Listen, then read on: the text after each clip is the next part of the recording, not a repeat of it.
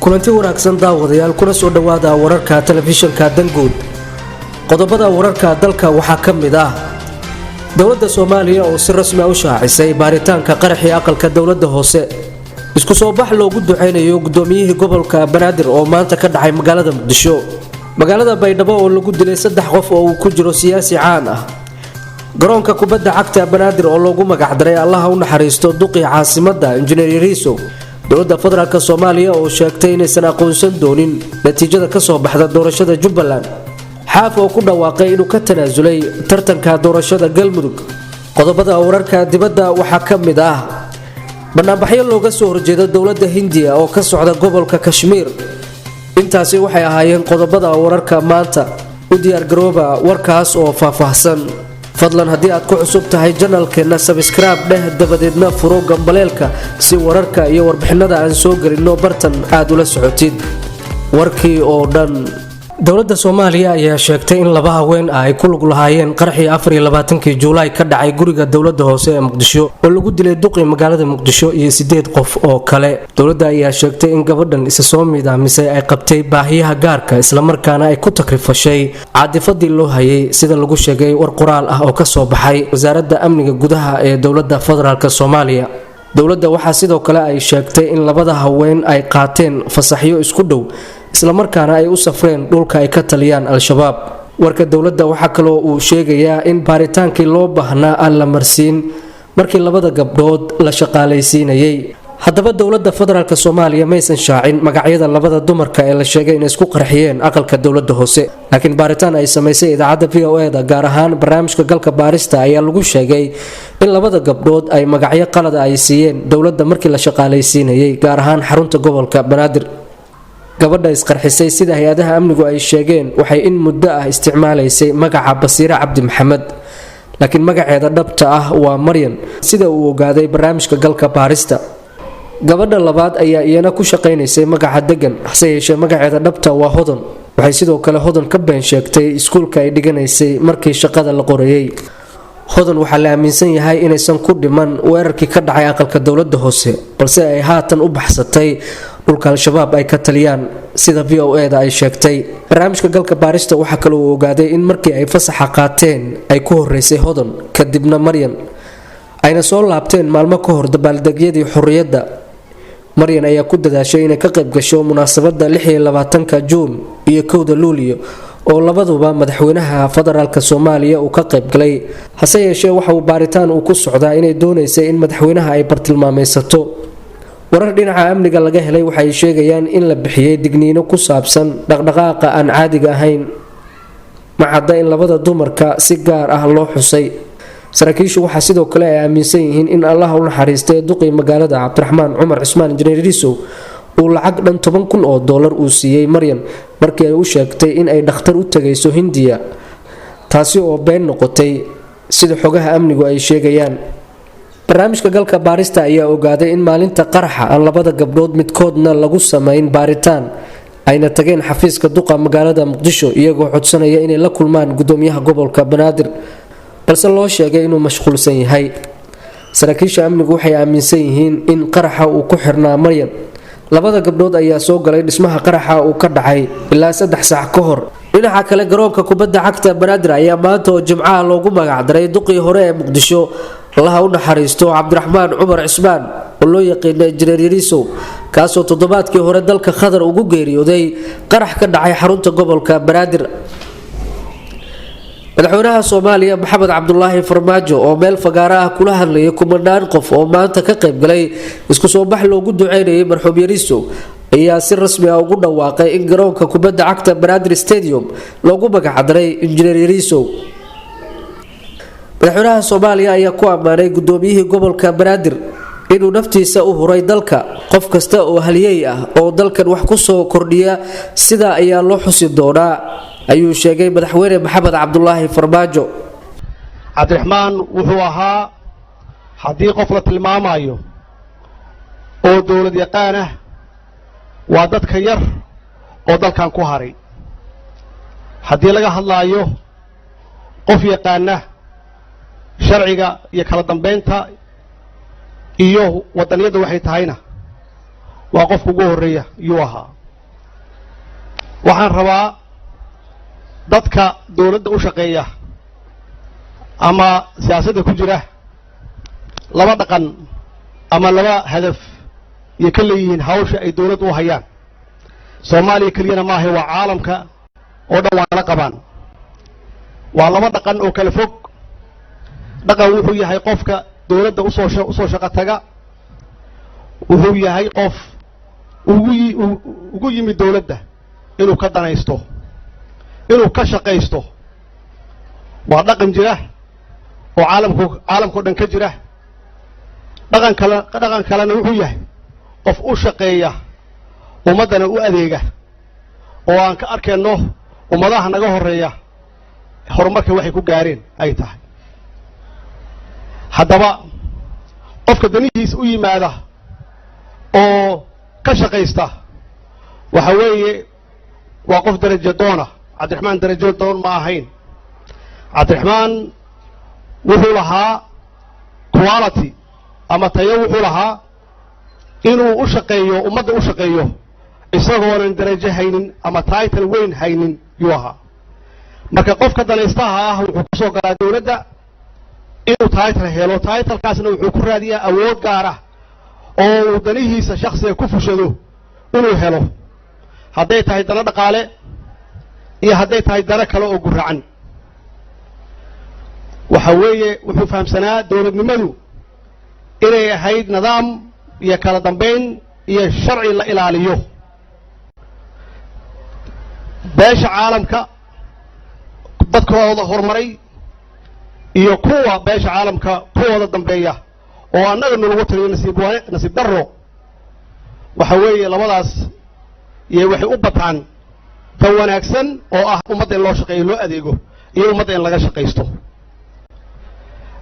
cabdiraxmaan wuxuu ahaa nin adeega ah, wuxuu ahaa nin naxariis badan, wuxuu ahaa nin sharciga u ilaaliya qofka shakhsiga xoolihiisa siduu u ilaashado. maxaa yeelay waa wax naga wada dhexeeya, waa mas-uuliyad ummadda loo hayo, waa mas-uuliyad lagu aaminay.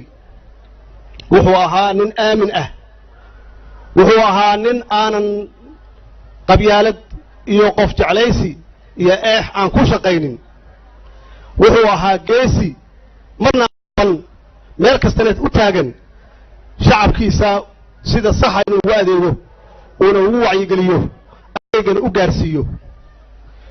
macnaheedu waxay tahay waa waxyaabaha tusaalaha ah uu lahaa marxuumka, oo ay tahay inaan ka wada baranno oo sacrifice u samayno, dalkeenna iyo dadkeenna u samayno.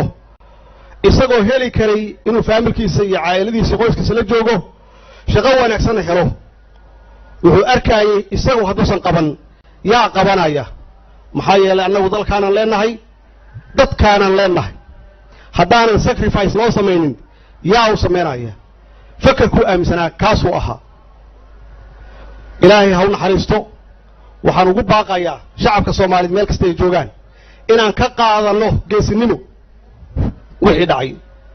isaga iyo kuwii hore oo horay u shahiiday aysan marna nagu dhalin qalbi jab, oo aan xoojinno wixii aan hore wadnay, hadday noqoto amniga inaan ka shaqayno, hadday noqoto dalkan inaan horumarino.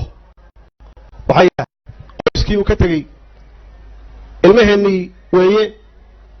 waxaan ugu waajibaa inaan ka warqabno, inaan ogaanno, oo aan u buuxino booskooda. qoyskiisa iyo qoysaskii ay ka tageen qof kasta oo shahiiday oo naga tirsanaa.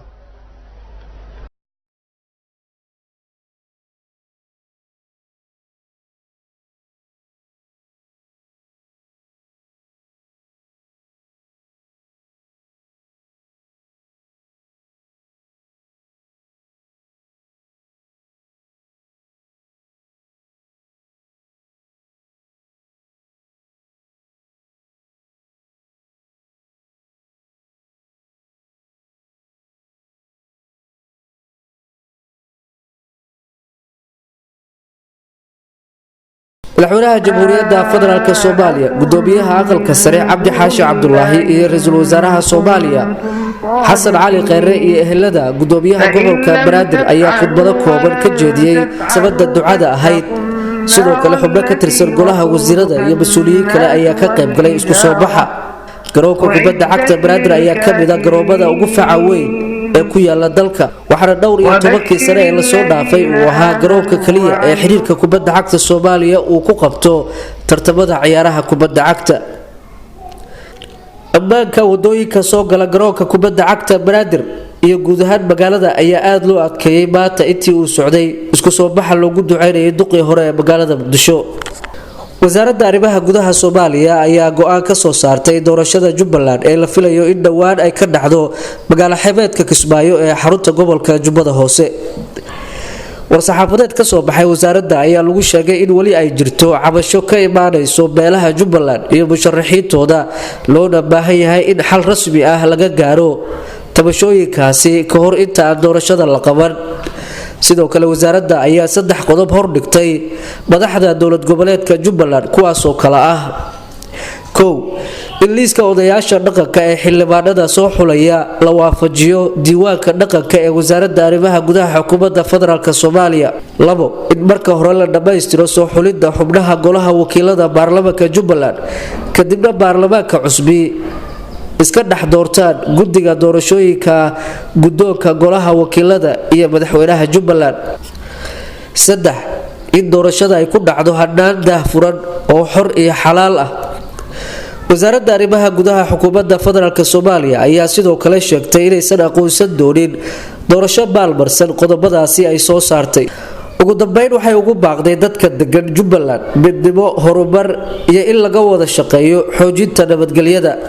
maamulka Jubbaland ayaa horay xiriirka ugu jiray dowladda federaalk Soomaaliya, iyagoo sheegay in mas'uul ka tirsan dowladda uusan imaan karin magaalada Kismaayo inta ay socoto doorashada qabanqaabadeedu ay haatan ka socoto magaaladaasi.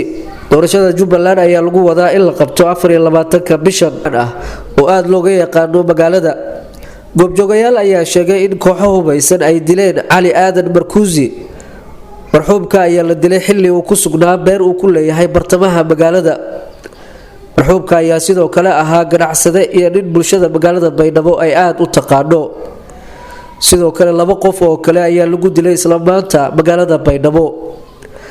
dhammaan dilalka ka dhacay magaalada Baydhabo ayaa ahaa kuwa ku salaysan aanooyin qabiil. ma jirto ilaa hadda wax war ah oo ka soo baxay maamulka Koonfur Galbeed iyo hay'adaha ammaanka oo ku aadan dilalka ka dhacay magaalada Baydhabo. madaxweynaha Galmudug Axmed Ducaale Geelle Xaaf ayaa ku dhawaaqay inuu ka tanaasulay u tartamidda doorashada madaxtinimada maamulka Galmudug ee dhawaan la filayo inay ka dhacdo magaalada Dhuusamareeb, isla markaana uusan ka mid ahayn musharaxiinta u tartamaysa xilkaasi.